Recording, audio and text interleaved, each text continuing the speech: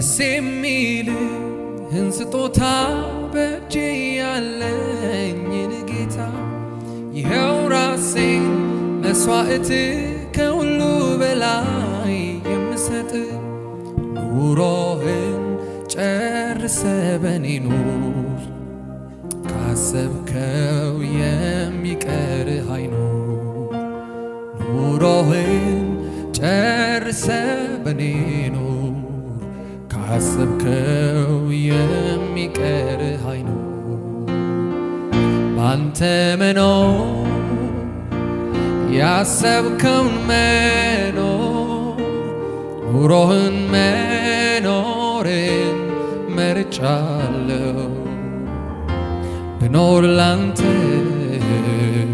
ብሞትም ላንተ ከፈቃድ ስር